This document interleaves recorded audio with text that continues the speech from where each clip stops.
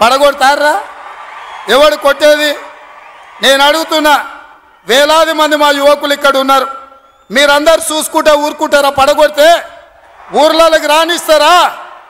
ఊర్లలో ఎవడన్నా ఈ ప్రభుత్వాన్ని పడగొట్టాలన్న ఆలోచన చేస్తే మీ ఊర్లో యాప చెట్టుకు కోదండం వేసి కొట్టండి, లాగుల తొండలు ఇడవండి. ఇది ప్రజలు ఎన్నుకున్న ప్రభుత్వం, ప్రజలు ఆశీర్వదించిన ప్రభుత్వం, ప్రజల కోసం పనిచేస్తున్న ప్రభుత్వం. ఇది ప్రజా ప్రభుత్వం. ఆడ అనుకుంటుండు 1,00,000 కోట్లు పెట్టి కట్టిన కాళేశ్వరం కూలినట్టు ఈ ప్రభుత్వం కూలుతుందని. నీ అయ్యా నువ్వు దోపిడీకి పాల్పడ్డావు కాబట్టి ఆ కాళేశ్వరం గాలి వస్తే కొట్టుకుపోయింది.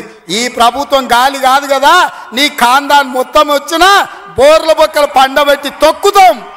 ఎవడని ప్రభుత్వం పడుతుందనో 6 నెలలకో 3 నెలలకో కేసీఆర్ ముఖ్యమంత్రి అవుతాడని చెప్పిండంటే మూతి పండ్లు రాలుతాయని నేను చెప్పదలుచుకున్నా. ఇంకా మన చూసిన నిత్యానంద స్వామి అని ఒక ఆయన ఉన్నాడు, తెలుసు కదా మీకు అందరికీ. ఆయన ఇక్కడక్కడైతే లాభం లేదని పోయి ఎన్నో దీవి కొనుక్కొని దానికి రాజు అని ప్రకటించుకున్నాడు.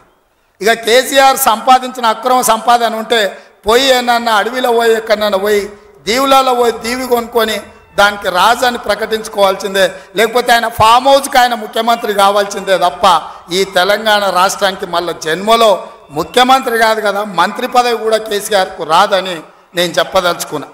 నువ్వు చేసిన పాపాలకు నువ్వు పాపాల భైరవుడివి.